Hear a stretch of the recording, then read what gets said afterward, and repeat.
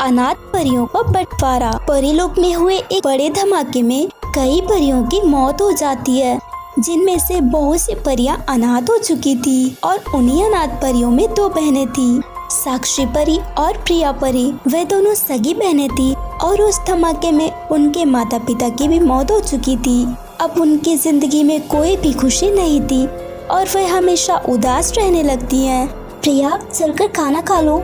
नहीं दीदी, मुझे भूख नहीं है। आप मुझे कुछ देर के लिए अकेला छोड़ दीजिए प्लीज। प्रिया, मेरी बात समझने की कोशिश करो। हमारे ऐसे दुखी होने से कुछ भी नहीं होने वाला। ऐसे हमेशा दुखी रहने से माँ पापा वापस नहीं आएंगे, इसीलिए अब हमें ही खुद को संभालना होगा और आगे बढ़ना होगा। अच्छा चलो, हम बाहर टहलने के लिए चलते हैं, जिससे हमें अच्छा लगेगा। फिर वे दोनों बाहर टहलने के लिए जाती हैं। दीदी, मुझे प्यास लगी है, चलिए उस तालाब के पास चलकर पानी पीते हैं। वे दोनों उस तालाब के पास पानी पीने के लिए जाती हैं। रुको तुम दोनों यहाँ पानी नहीं पी सकती। पर हम क्यों नहीं पी सकते? अब तक तो हम यही पानी पीते थे। क्योंकि तुम दोनों अनाथ हो चुकी हो और कोई भी अनाथ परी इस तालाब में पानी नहीं पी सकती, और इस बात से सभी परियां सहमत हैं। ये तुम कैसे पागलों जैसी बातें कर रही हो? मैंने एक बार कह दिया सो कह दिया, तुम इसमें पानी नहीं पियोगी। दीदी, ये कैसी मूर्खों वाली बातें कर रही है। चलो हम यहाँ से घर चलते हैं। फिर दूसरे दिन साक्षी परी और प्रिया दोनों मार्केट जा रही थी, तभी रास्ते में उन्हें वही परी मिलती है और वे बहुत ही उदास थी। क्या हुआ? तुम इस तरह से उदास क्यों हो? तुम्हें तो मुझसे नाराज होना चाहिए ना। मैंने तो तुम्हें कितना बुरा भला कहा और तालाब में पानी पीने से भी मना किया था, फिर तुम मुझसे बात क्यों कर रही हो? ऐसा मत कहो और अपनी परेशानी बताओ। दरअसल कल शाम को ही मेरे मॉम डैड का एक्सीडेंट हो गया है, जिसमें उनकी मौत हो गई। ये सब मेरी गलती की वजह से ही हुआ है। मैंने तुम लोगों के साथ बहुत ही गलत किया था। ये सब मेरी वजह से हुआ है, प्लीज मुझे माफ कर दो। मॉम डैड के जाने के बाद पता चला कि उनके जाने का दुख क्या होता है। प्लीज मुझे माफ कर दो। अरे तुम्हें माफी मांगने की कोई जरूरत नहीं, तुम तो मेरी दोस्त हो, मैंने तुम्हें माफ किया। सो फ्रेंड्स, अगर आपको ये कहानी अच्छी लगी हो तो वीडियो को लाइक कीजिए, चैनल को सब्सक्राइब कीजिए और हमें कमेंट करके ज़रूर बताएं कि आपको कहानी कैसी लगी। सिंड्रेला परी की जादुई बेटियां। सिंड्रेला परी अकेली रहती थी क्योंकि उसका कोई भी नहीं था और वह बहुत ही गरीब थी।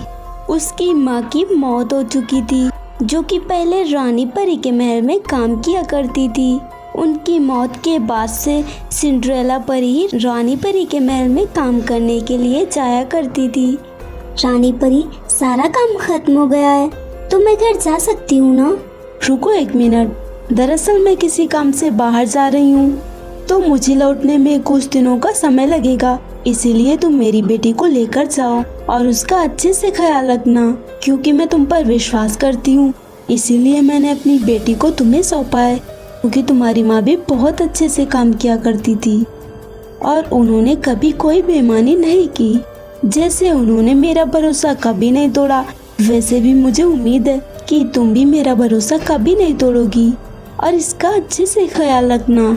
जी रानी परी, आप चिंता मत कीजिए, मैं प्रिया परी का ख्याल अच्छे से ही रखूंगी।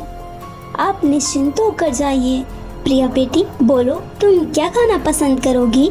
मैं कुछ भी नहीं खाऊंगी क्योंकि मुझे भूख नहीं लगी है और मैं चाहती हूँ कि आप मेरे साथ खेलें। पर अभी मेरे पास ढेर सारे काम है। तब तक तुम खेलो, मैं सारे काम खत्म करके फिर तुम्हारे साथ खेलूंगी। नहीं, अभी आपको मेरे साथ खेलना ही होगा। पर मैंने कहा ना, अभी मेरे पास ढेर सारे काम है। अगर आप मेरे साथ नहीं खेलेंगी तो मैं सारी बात रानी माँ को बताऊंगी। नहीं, ऐसा मत करना। ठीक है, चलो फुटबॉल खेलते हैं। फिर वे दोनों फुटबॉल खेलने लगती हैं। उस फुटबॉल को छत में उलझा देती है। आखिरकार अब मैं अपना काम कर सकती हूँ। बेटा, बॉल तो ऊपर ही रह गई, तो अभी मैं जाकर सारे काम कर लेती हूँ, बाद में खेलेंगे। आपने ये सब जानबूझ कर किया है ना? पर तुम्हें ये सब कैसे पता चला? मुझे सब पता है, क्योंकि मेरे पास जादुई शक्तियाँ हैं और मैं कुछ भी कर सकती हूँ। क्या कहा? जादुई शक्तियाँ? क्या रानी परी को ये बात पता है? नहीं, माँ को कुछ भी नहीं पता है। ये सारी शक्तियाँ मेरे पास कुछ समय पहले ही आई हैं। ठीक है फिर। इसके बाद सिंड्रेला प्रिया परी का कुछ दिनों तक बहुत ही अच्छे से ख्याल रख रही थी। कुछ दिन बीत जाने के बाद जब रानी परी वापस आ जाती हैं तो प्रिया परी, अब तुम्हारी माँ आ चुकी है, तो अब तुम्हें अपने घर महल में चलना होगा। नहीं, मुझे यहीं रहना है क्योंकि मुझे यहाँ अच्छा लगता है। पर महल में तो कोई भी मेरे साथ खेलने के लिए भी नहीं है। नहीं, ये नहीं हो सकता, तुम्हें अपने घर जाना ही होगा। ठीक है फिर, तुमने इतने दिन मेरा ख्याल रखा, इसीलिए ये लो इतना सोना चांदी। मुझे पता है तुम बहुत गरीब हो, इसीलिए इतने सोने चांदी के साथ अब तुम काफी अमीर हो जाओगी। ये देखकर सिंड्रेला परी बहुत ही खुश होती है और प्रिया परी को लेकर महल में पहुंच जाती है।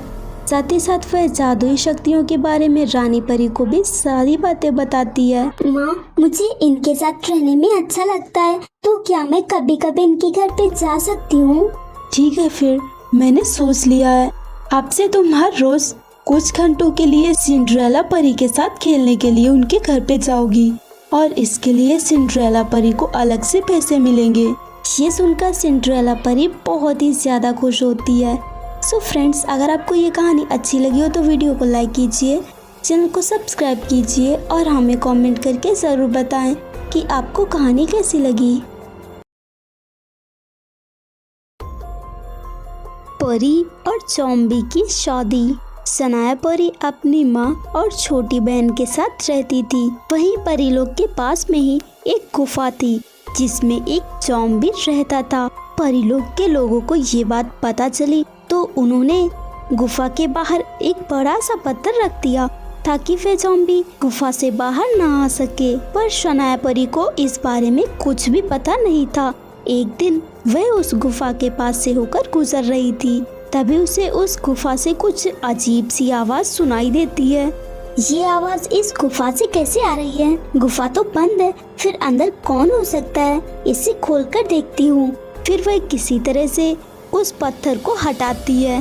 ये तो कितनी अंधेरी गुफा है, अगर इसके अंदर कोई जानवर हुआ तो, पर देखना तो पड़ेगा ही। फिर सनाया परी उस गुफा के अंदर कदम रखती है। धीरे धीरे वह आगे बढ़ती है, तभी उसे वह ज़ॉम्बी दिखाई देता है। ज़ॉम्बी? अगर इसने मुझे काट लिया तो मैं भी एक ज़ॉम्बी बन जाऊंगी। मुझे किसी भी तरह यहाँ से बाहर निकलना ही होगा। फिर सनाया परी वहाँ से जाने लगती है। तभी अचानक उस ज़ॉम्बी की नज़र सनाया परी पर पड़ चुकी थी।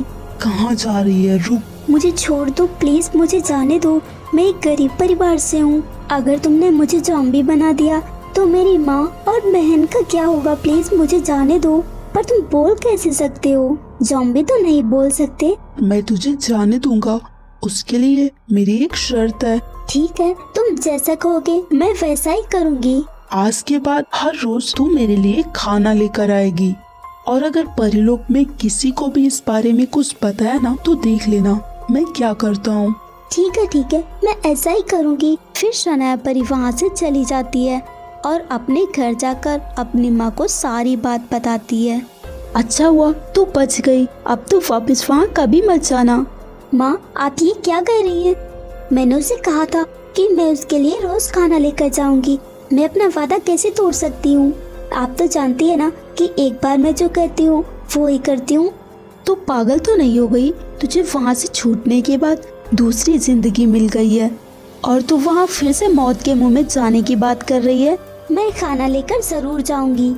फिर सनाया परी दूसरे दिन खाना लेकर जाती है। तू तो वापस आ गई, मुझे तो लगा था कि तू डर के मारे कभी वापस ही नहीं आएगी। मैं एक बार जो कहती हूँ वही करती हूँ, इसीलिए मैं ये खाना लेकर आई हूँ। तुझ जैसी अच्छी परी तो मैंने कभी नहीं देखी, इसीलिए मैं तुझे कुछ बताना चाहता हूँ। शायद उस बारे में तू मेरी कुछ मदद कर पाए। मदद? पर कैसी मदद? दरअसल मैं कोई ज़ॉम्बी नहीं बल्कि एक इंसान हूँ, और किसी श्राप की वजह से मैं ज़ॉम्बी बन गया। अगर मैं किसी परी से शादी करता हूँ तो मैं वापस इंसान बन जाऊंगा, इसीलिए क्या तुम मुझसे शादी करोगी? पर मैं तुम्हारी बातों पर यकीन कैसे करूँ कि तुम सच ही बोल रहे हो? मैं जो भी कह रहा हूँ वो सच है, तुम यकीन करो या फिर ना करो। ठीक है, फिर मैं तुम्हारी बातों पर यकीन करती हूँ, इसीलिए मैं शादी के लिए तैयार हूँ। फिर ज़ॉम्बी सनाया परी से शादी कर लेता है। तभी अचानक वह एक इंसान के रूप में बदल जाता है और शनाया परी को धन्यवाद देता है। साथ ही साथ वह हमेशा उसके साथ रहता है। सो फ्रेंड्स, अगर आपको ये कहानी अच्छी लगी हो तो वीडियो को लाइक कीजिए, चैनल को सब्सक्राइब कीजिए और हमें कमेंट करके ज़रूर बताएं कि आपको कहानी कैसी लगी।